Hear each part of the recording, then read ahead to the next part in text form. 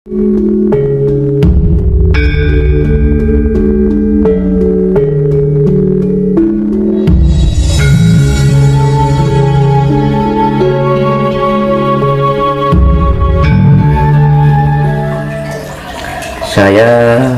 teringat pada episode beberapa hari yang lalu, Mas Tulus kan sering mengatakan bahwa akan terjadi bencana yang lebih dahsyat, kan?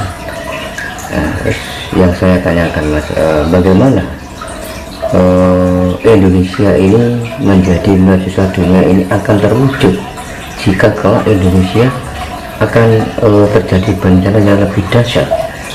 Soalnya kalau kita logika, Mas, negara itu kalau sudah terjadi bencana terus menerus pasti kan kehancuran. Nah, apakah semboyan bahkan amanah dari Bung Karno itu akan terwujud? Bagaimana pandangan Mas Tulus? Monggo, Mas. Selamat pagi ya. Selamat pagi sampai selamat malam. Ini pertama-tama ya saya ucapkan terima kasih atas kehadirannya. Ya, ini langsung aja kalau masalah pembicarakan yang namanya ini menuju mercusuar dunia, ya. Yang intinya padahal yang sifatnya itu adalah perdamaian dunia. Betul. Nah, gitu kan. Banyak orang yang berangan-angan atau menginginkan hadirnya atau datangnya zaman tersebut, kan? Iya. Ya, yang namanya perdamaian dunia ini. Nah, yang jadi pertanyaan gini, apakah semua orang yang menginginkan hal itu, apakah sudah mempersiapkan diri? Gitu. Yang jadi pertanyaan yang harus digarisbawahi itu, kan? Apa sudah mempersiapkan diri? Apakah sudah punya bekal? Nah, intinya gitu, Mas. Dan apa yang harus dipersiapkan? Nah, yang jadi pertanyaan kan itu. Iya. Sekarang kan banyak orang yang sifatnya itu, apalagi lagi viral atau booming ya, masalah perdamaian dunia, mercusuar dunia.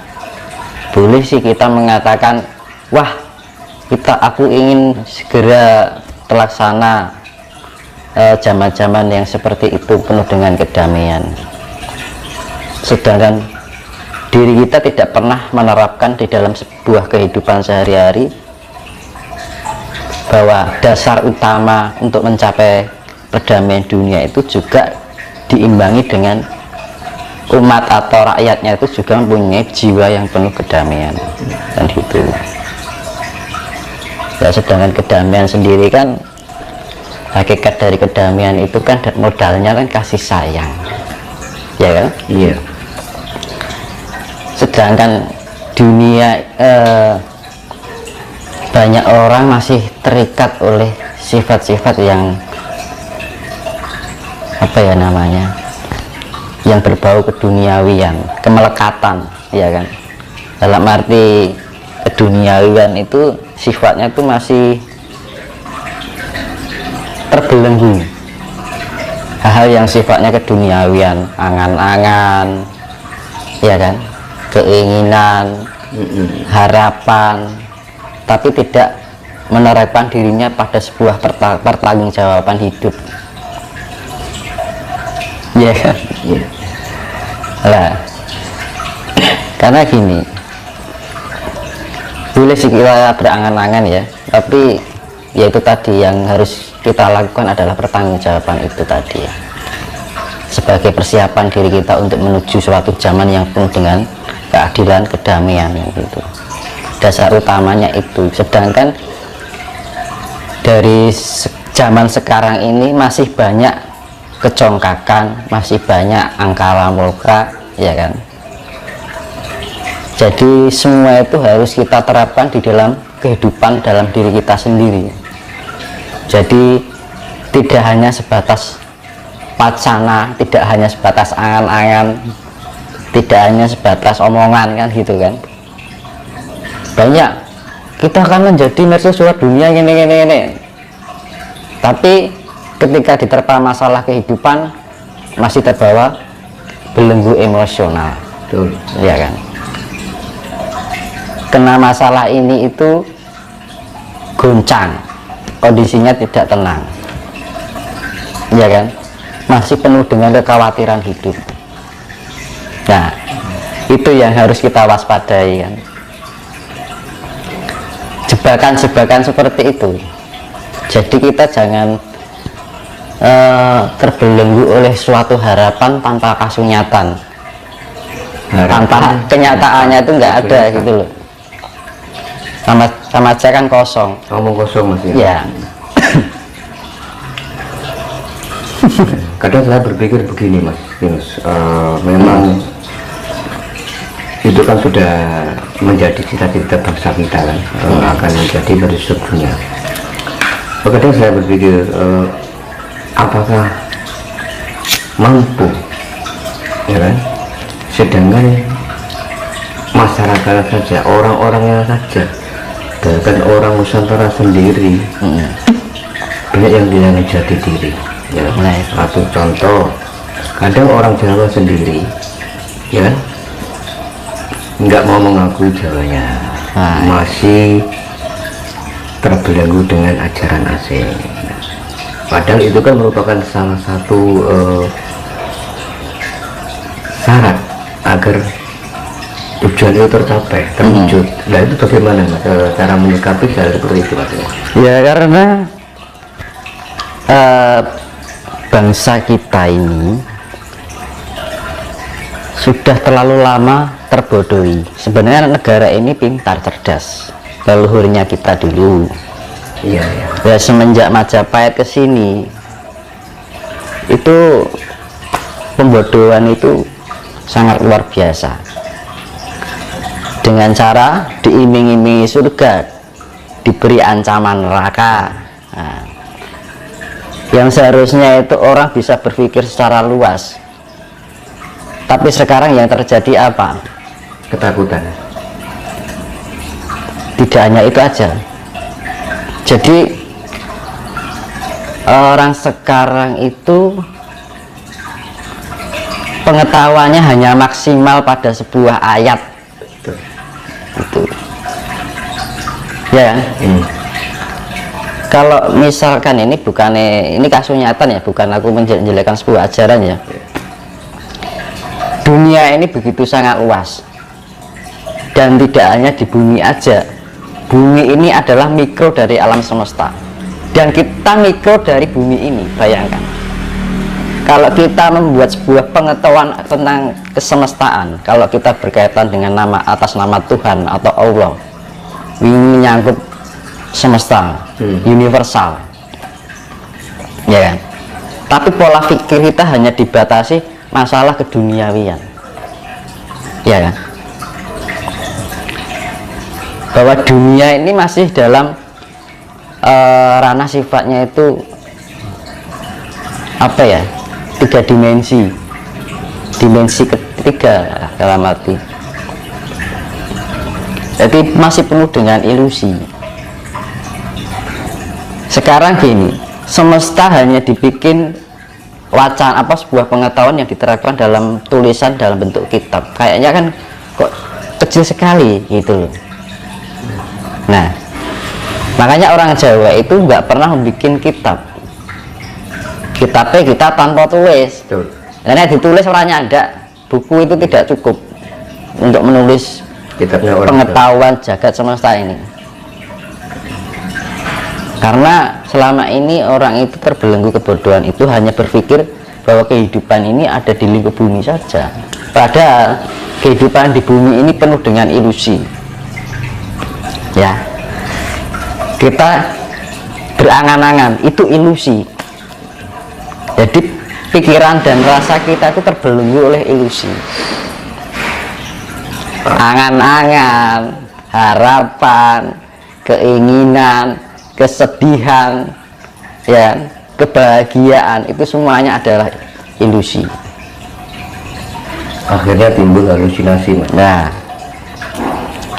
makanya gini, dengan keadaan dunia yang penuh dengan kefanaan yang sifatnya fata morgana ini, penuh dengan ilusi, perasaan, pikiran, ya kan, terbelenggu oleh suasana-suasana keadaan lingkungan, ya kan, rasa bahagia, rasa senang, ya kan, angan-angan, harapan, keinginan, cita-cita dan sebagainya, mimpi, itu adalah semua ilusi. Nah, agar kita tidak terjebak oleh ilusi-ilusi tadi, itu kita harus meningkatkan tingkat kesadaran diri. Nah, fungsinya meditasi di situ sebenarnya.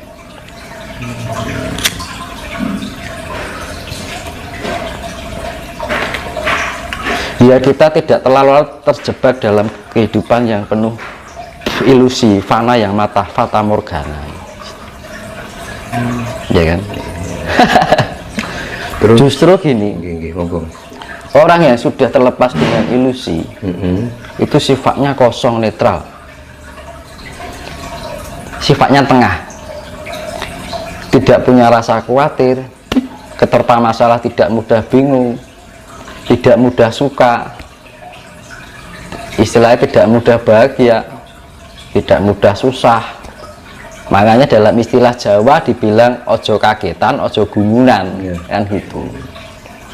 Sekarang lagi ada bencana gini aja, wah gimana ya, gimana gitu kan. Banyak orang yang bertanya gitu kayak aku.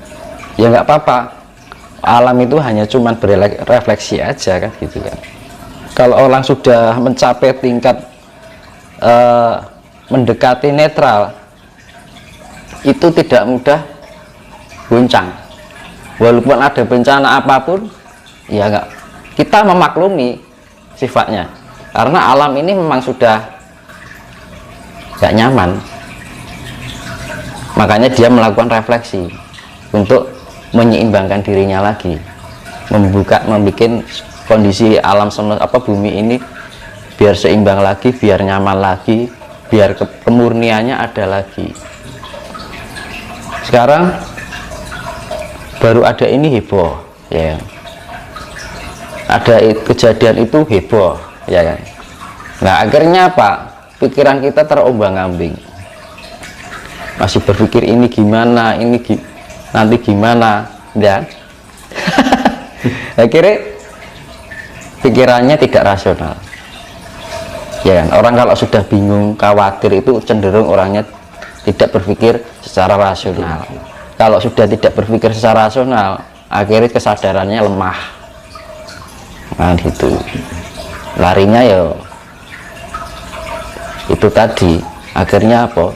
Menyalahkan keadaan, emosi. Iya, udah menyalahkan diri sendiri, Mas. Nah, menyalahkan orang lain, menyalahkan kita gini. Yang dibilang apa toh hakikatnya mercusuar dunia itu?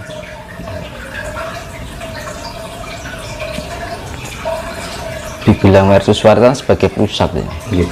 Pusat pancere lah dibilang. Nah, banyak yang mungkin orang spiritual kan, yang biasanya sing rembuk mercusuar dunia kan rata-rata spiritualitas yang itu banyak yang membanggakan bahwa Nusantara akan menjadi mercusuar dunia, ya kan, bahwa Nusantara akan menjadi pusat peradaban. Ya memang, tapi jangan sombong gitu loh, bahwa semua itu adalah ketika Nusantara ini ibaratnya itu dijadikan pusat dari dunia ini hanya sebuah titipan saja. Kebetulan kita berada di Nusantara. Bilapun negara lain itu ada keburukan, tidak semua yang hidup di sana juga orangnya tidak baik. Masih ada orang baik, ya, cuman mayoritasnya lebih sifatnya menguasai, ya kan. Karena gini, tujuannya Nusantara untuk menjadi mercusuar dunia ini bukan untuk menguasai, yang gitu. Saya ulangi lagi, terwujudnya mercusuar dunia yang dipusatkan di Nusantara ini bukan untuk menguasai, tapi diberikan wewenang untuk menjadi pemimpin.